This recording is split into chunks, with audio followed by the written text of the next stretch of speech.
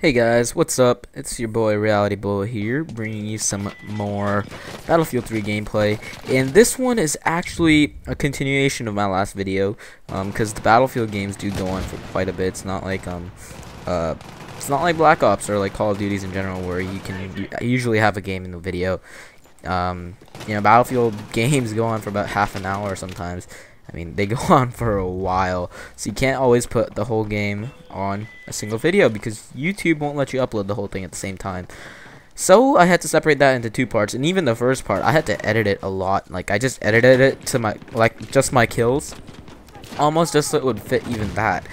So yeah, this is the last bomb site, and I'm gonna tell you guys right now, we do lose this battle, but I thought this would be a great video to put up, just because it shows how important teamwork is in this game. This is not Call of Duty, period. Okay? You can't win this game by being a one-man soldier, one-man army, whatever. You just can't. You have to have team support. I mean, I'm gonna say it right now, I actually do try pretty hard to do the objective and, get the objective, but it doesn't work. Just because my teammates are, let's just put it this way, they're horrendous. I'm not even gonna try to ease it into that. They're just pretty bad. I mean, I'm not a very good player at this game, but at least I know how to go to the objective and actually do stuff on it. These guys don't. All they do, literally the whole game, they just camp in their little building and just shoot at people. They don't try for the objective, and that's what ultimately causes our loss in this match, I guess. And I think it's pretty interesting gameplay. It shows the teamwork aspect of Battlefield, and it's apt for my first or second video for the beta, just because it exemplifies one of the best things about Battlefield, and that's teamwork. And at times that can be the worst thing too, especially if you're playing with the noob team like I did this game. So this building is gonna become notorious. You guys are gonna see it over and over and over again, because I keep on spawning in here because all my teammates are in this building and they never push forward.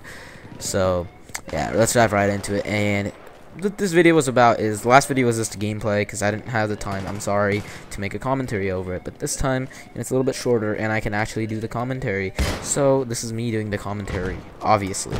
So this video, I want to talk about what I think of the Battlefield 3 beta so far. I have played a couple games on it. I haven't played too much. I've played about 10 or so games on it, and so I have a pretty general idea of what's going on and how the stuff is. So let's start off with the first thing. Yesterday when I came home and I checked my email and it said Battlefield 3 invite, I was like, oh my god, I got the Battlefield 3 beta invite. Yeah, I'm gonna go play the Battlefield 3.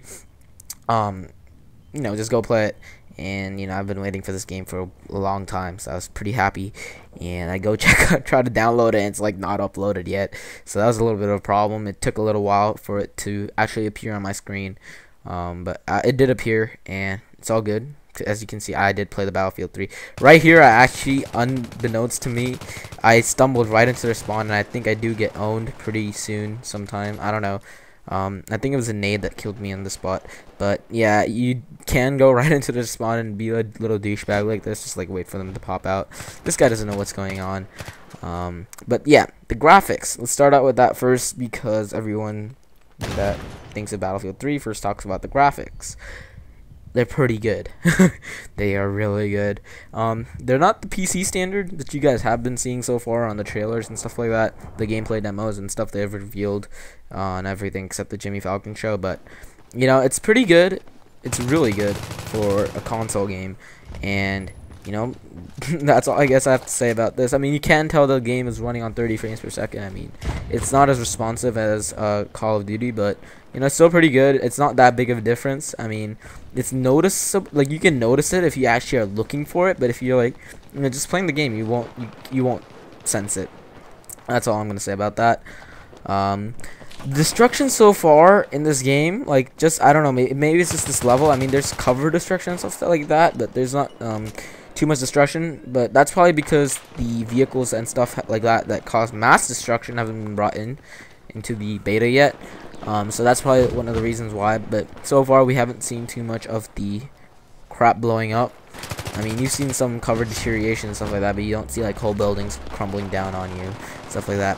Gameplay wise, alright, so first let's start out with the cons and then go to the pros. Alright, the cons are that, you know, there are going to be times when the game does freeze, because after all, it is the beta stage, and you're expected to have some problems. I mean, it's not going to be a final game with all the polish and stuff that you would come to expect from a final game. It's not, and I think that's a problem a lot of people have, is that they can't distinguish between a beta and a demo. They're not the same thing. A beta is supposed to be when you test out the game for the developer, so that they can get the data and fix it before they release the final game.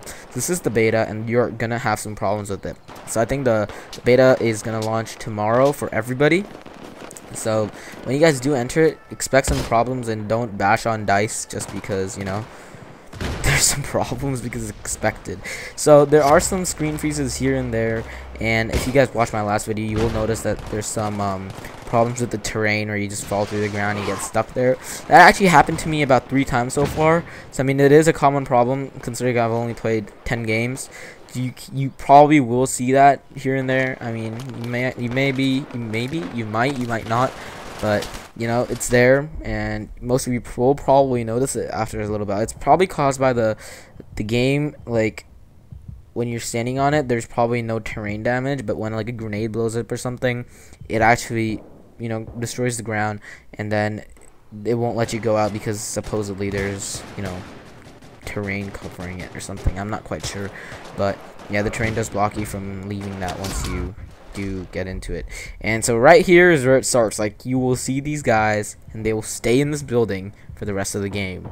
You'll see me go to the bomb site, plant it quite a few times, but they will stay in this building for the whole game. I'm not even kidding when I say that. Alright, so what other things? So there are a couple blue flashes on the screen that are distracting, but it doesn't happen all the time. It only happens on a few games so far. Like, out of the 10 I did play, I think about 2 of them it happened, where you have the flashing thingy happen. This guy's a noob. He thought he could actually come around the corner. He didn't expect me to poke around and just shoot him in the face. Snipers, like, they're right there. You can see the sniper. You have the flashing thing, so it's not as easy to snipe as it was. I don't know what this guy's doing, and I don't know why he's not getting shot yet, but you know, whatever. It's not as easy. It's not as hard to find snipers because they have that thingy shining in front of them. And yeah, that's it. I think that's it about the cons. I mean, yeah, I'm pretty sure this game is dedicated servers, but for some reason it just feels like in the beta stage, I think they might just be using host servers, like, you know, where you, like Call of Duty, where you have a host, just because it feels like there's some lag. Like, I will shoot somebody and they won't die, but they will kill me. Like, I'll start shooting before them and get all my shots on them, and they won't die. So that might be some, you might consider a con, but I'm not sure. It might just be my aim might just be off or something. Oh yeah, another thing that pisses me off, I have not found a way to mute people in this game. It's so annoying. I want to mute them so bad, but I can't because I can't figure it out. I haven't found a way to mute people because there'll be 12-year-olds yapping in my ear, and I'll be like, shut up, I'm doing a recording. But, you know, I haven't found a way yet. So if you guys do know how to do that, please put it in the comments below, because that will really help me out. Like, really help me out, because I'm just tired of hearing them go on and on about how this game sucks or something, and how they're dying. Look at this guy just get pistol whipped right here. Damn straight. But yeah, the pistols are a lot more powerful than they are in Call of Duty, so they're actually a valuable asset now, instead of just like the junk you carry around when you run out of ammo. There's actually times where you can actually, you know, be useful with a pistol. So, and look at, if you notice in the bottom left corner, there's a douchebag camping right there, and he does kill me right here. And just watch what happens. All right, I'll leave it at that. Just watch what happens to this guy. All right. So anyway, so the pros, yeah, so outside of the pistol, the guns in general have been beefed up a bit from the previous Battlefields. Like, they kill faster. It's not as fast as Call of Duty, but it is definitely faster than Battlefield Bad Company 2. It feels a lot more responsive, and then the sound design, oh my god. The sound design is freaking amazing. It just sounds so good. So good, it's unbelievable.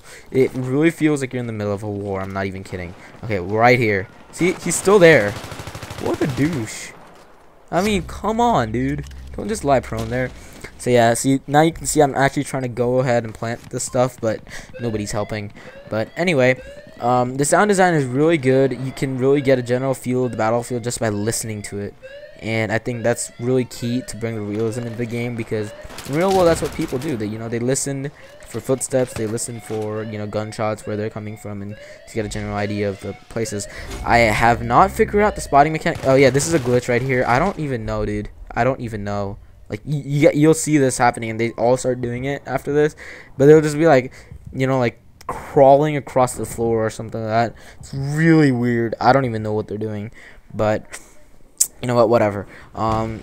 Yeah, so the guns are definitely more responsive. It really feels there's like an oomph behind each of the guns, and they feel powerful, they feel effective, and the recoil is a lot. There's a lot of recoil, so if you're used to like stuff from Black Ops and stuff like that, there's a lot more recoil than you will experience in those games.